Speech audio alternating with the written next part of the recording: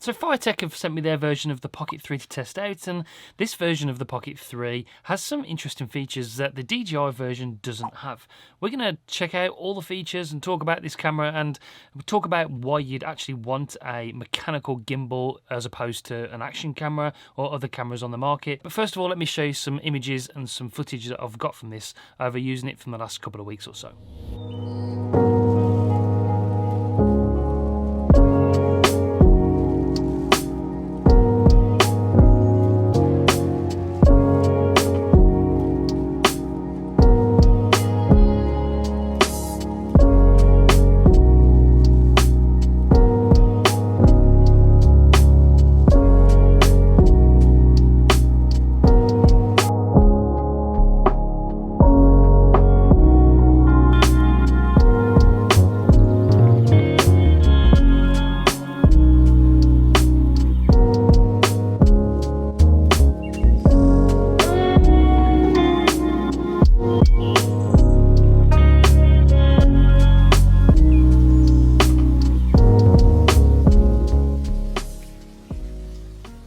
So there's a couple of reasons why a mechanical gimbal like this one is better than using something like a GoPro or the Action 4, which has digital image stabilization. This has mechanical stabilization, which is basically means it's what it is. It's a mechanical gimbal that keeps the camera steady. So the camera is this bit, the sensor's there, and it keeps everything really nice and steady no matter which way you turn it and move it, and whether you're walking with it, it keeps it nice and smooth. With like GoPros and the DJI Action 4, it's digital image stabilization. So there's a crop on the image. Basically it crops in and then it moves that image digitally in post-production to keep it stable. That's how the GoPro like Hyper Smooth works, for instance. So you don't get any crop with the image. It's just a wide field of view. It's 130 degrees, equivalent to about 16 millimeters this, and so there's no sort of crop digitally with this camera. So that's one of the advantages of using a mechanical gimbal like this. One of the other advantages is the fact that it's good in low light conditions. With GoPros and stuff, if you're using the digital IS in a low light, darker scenario, then you can get some sort of weird micro jitters in the image because it's fighting against the light and trying to find some sort of image quality within that crop. With this, you use a whole sensor, so it soaks in more light and it's got that mechanical stabilization as well. So it will be better in like a low light, darker scenario. So that's the couple of advantages you get over using like a mechanical gimbal like this Pocket 3 from FeiyuTech.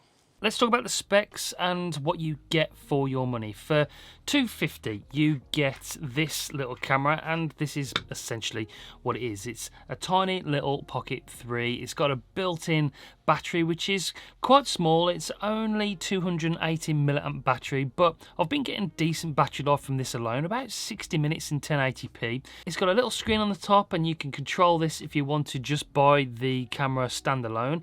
You can also buy the phone holder as well, which fits on the bottom. This is like the base plate, by the way, so the base plate slides off. It's all magnetic, the system, and you can actually if you've got the base plate on there, you can put the wrist strap on there. This can actually be used as like a wrist strap, so a POV camera. You can mount it to different things. The little tripod that comes in the box actually goes onto the bottom of that base plate, so you can use it like this if you want to. You don't have to buy the kit. If you want to buy the kit, you get the handle. Well, I'd fully recommend getting the handle actually. It comes with this screen on the front, so you can actually monitor your footage. The base plate then sort of slides off magnetically. This, by the way, is magnetic, so you can sort of magnetize this to any metal surface, control it wirelessly with this remote, which is another amazing feature.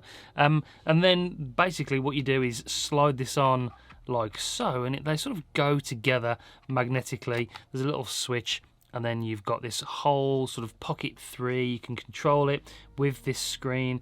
Turn it on, turns on sort of immediately. We can double tap that to recenter, and we can triple tap to turn it around for selfie mode, and then you've got your little screen. It's quite a small screen, but you can do everything you need to do. You can monitor yourself, you can frame your footage, and you can change all the settings on there as well. So I would recommend getting the kit for $369. Like I mentioned, when you disconnect this, it doesn't turn off. It actually just disconnects, because these are sort of separate devices, and then you can control this camera with this camera. So as you can see, I am moving the joystick left and right, and the camera moves left and right, sort of controlled by Wi-Fi immediately. There's no like delay, which is great. If you don't want to buy the kit, you can buy the phone holder, because you can control this device with the application, which is great as well. It sort of magnetizes on there, so you can put that, then you put the tripod on the bottom, and you could have your phone in here just to control it. You can track things, you can do face tracking, you can do all different things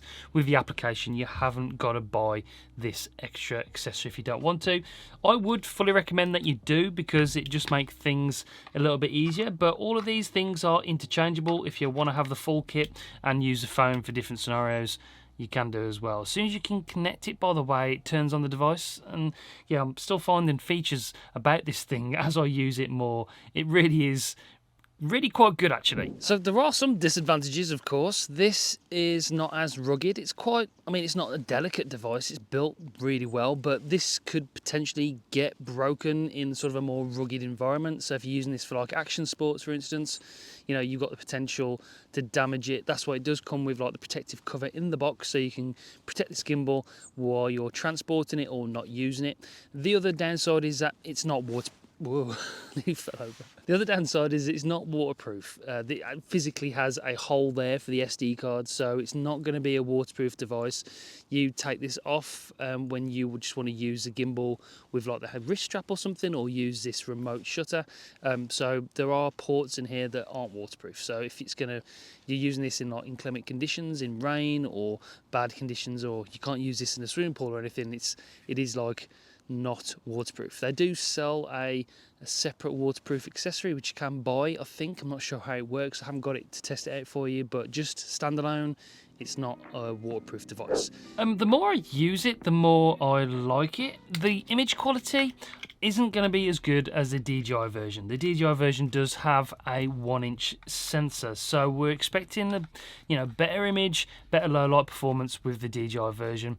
But this has a lot of the features that the DJI version has, and the ease of use has been really, really interesting over the last few weeks of using this thing. I've been really enjoying using it. It works very, very well and just does everything it says on the tin. A few of the specs for me just to tell you about. It's got a 1/2.3 inch CMOS sensor, so it's not the biggest sensor, and you can tell that from the footage. The dynamic range isn't the best, and that just comes from having a smaller sensor. But not everybody needs the best image quality. When it comes to filming just casually, when it comes to filming family days out, then this is a good option as well. It's very light. The actual camera itself on the top is only 86 grams. It can record 4K up to 60 frames per second, or 1080p up to 120 frames per second. It can take 12 megapixel photos. It also has a 130-degree super wide field of view, and it's an f2.0, so you're going to get sort of some natural background blur from the lens. So it's not too bad at all. Now it comes in the box with the expansion base, which is this bit, which is a magnetic bit, and then you can add the strap to it, the wrist strap, which comes in the box as well. Comes in the box with this mini tripod, which is good enough for what I've been using, wide enough to give it some stability on most surfaces. Comes with the USB-C cable for charging it, and it comes with the cover which protects it when you're transporting it for portability. So I look for a few things when I get a new device in the hand, and when I'm using it, I really look just for a few specific things that I need out of a device. One is the image quality. Is it good? And yeah, it's good enough. It's not quite the best, but it's not bad at all. Second is the stabilisation, and the stabilisation out of a mechanical gimbal is going to be really good, and the stabilisation out of this device is very, very good. Secondly, battery life, any issues, any overheating, and I've had none of those. In fact, the battery life was absolutely brilliant. I've recorded most of the footage that you saw in this video all in one session, and I used it for 2 hours non-stop without turning it off, and I had no battery issues at all, and it lasted the whole day pretty much. Fourthly, audio. The audio doesn't sound too bad actually. We've got, like I said, microphones on the front here, microphones on the side, microphone on the top device as well. So it uses all those microphones, and yeah, I've been pleasantly surprised with the audio quality straight out of the device. There is no option to actually plug external audio into it, which is a little bit disappointing, but it's not a deal breaker for me at all. Audio test, you can actually flip it to selfie mode and front facing mode by triple tapping the menu button, or triple tapping the mode button, sorry, and then it flips the gimbal round so you can like record yourself for vlogging. So we can walk and talk, and this is like a audio test. This is what it sounds like when I'm just walking normally. It's sort of a normal autumnal day here. It's pretty chilly, but it's not very windy. You might hear some more wind over the other side of the lake, but so, I mean, how's it coping with the audio? Now, lastly is user experience, and that is the thing that surprised me about the Pocket 3 the most. I've not been a massive fan of phone gimbals in the past. I like the fact of having a mechanical, stable 3-axis gimbal, but using them with a phone I found a little bit clunky. The camera is also a little bit offset, and I found it a little bit hard to use the selfie mode to film myself for vlogging. With this device, really easy to use. It actually just pointed where I wanted to go. You've got the different follow modes, and they all worked very well. When you triple tap the mode button, it flips it around to selfie mode, and I didn't have any issues because the camera's central on there on the mechanical 3-axis gimbal. It's always easy to film myself when I just held it out in front of me, and the field of view was wide enough as well. So ease of use, very good. Menu system easy, the app was easy, transferring the files from the SD card to computer was easy. Using it was really easy and pleasurable. I really did enjoy using this camera, and that's the main selling point for me. Yeah, it's not the quality of the DJI version that's just been released, but if you're just starting out, or you're just after a camera for casual use, you don't want the best image quality, then this is a really intriguing option, and I really do fully recommend it. Okay, that's it for this one. If you do want to purchase one, there will be a link in the description down below. That is a paid link, but it costs you no extra. If I've got any discount codes, I'll link them in the description down below. I've been really impressed with this Pocket 3. Yes, it's not the DJI version. Yes, it hasn't got a 1-inch sensor or all the bells and whistles, but you know what? It's a really good and pleasant device to use. Okay, I'll see you on the next one, guys. See you soon. Bye.